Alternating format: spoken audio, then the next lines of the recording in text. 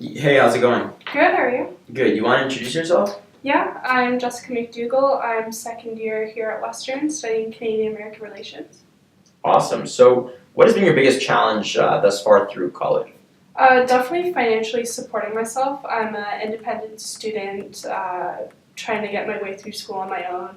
So probably paying rent, paying tuition, and just having all of my financial stuff in order has definitely been the hardest thing for me.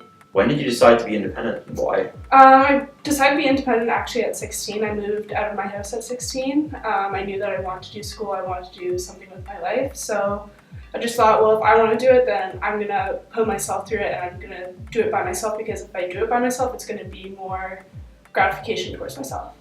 Was it a forced reason or is it just you naturally chose to be that way?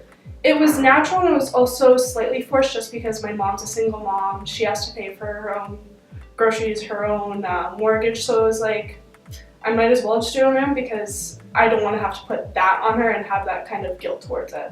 100%. So, what lessons have you learned through these personal experiences of, from 16 years old onwards that you like to teach other students that might be going through something similar, struggling with what you went through? Definitely it's going to get better. Like right now I'm doing 2 jobs plus full-time school. So I know it's definitely going to be stressful, especially during exams, trying to book work off. But you're always going to get through it. Like if you have all your bills in order, if you have all of your exams, assignments all in order, it's going to be a lot better for you. You're not going to feel as stressed.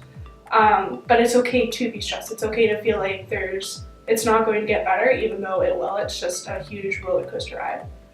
What has been the biggest obstacles that you had to overcome during these times? Probably the biggest obstacles was just feeling comfortable, like feeling that, I'm okay being alone, I'm okay doing it on my own, because, if you're ever in a rut, it's kind of hard to think of it on your own, right? Like, you kind of want somebody to talk to, kind of like get a mentorship, but if you do it on your own, you're just teaching yourself more stuff.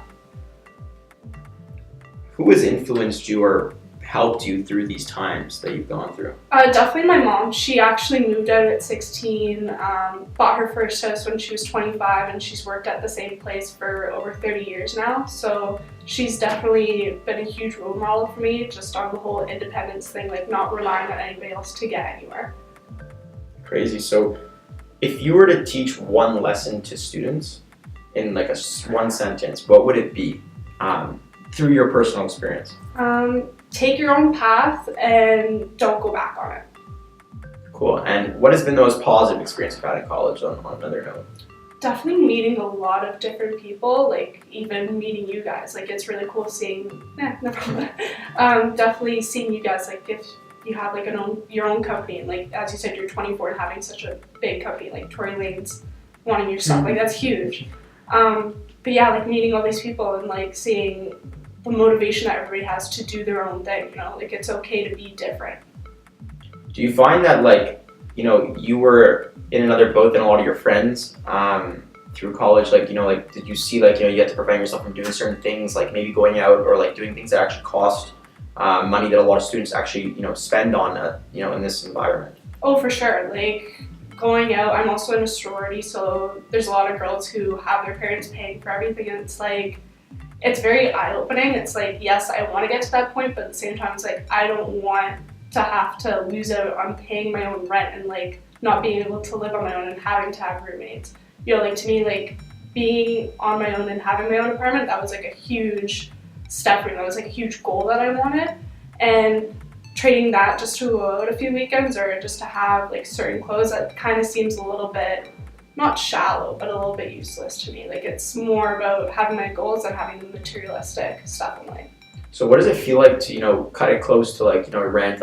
You have bills, you need to structure it in a way where you make sure you get those ones paid, right? What are some of the tactics you use to make sure that everything's organized in the right format? I actually have like a physical daily planner, like listing all of my bill dates, and then I have my phone updates, and then I have my computer updates. Like it's very updated, like just to make sure that I'm not missing a bill, because once you're on your own and you're paying your own bills, you can only rely on yourself to pay them. You don't have roommates to split it with, so it's all the responsibility on you. So if you mess up, you mess up pretty bad. So what are some of the bills you actually go through? Like what are the big bills that you have to pay?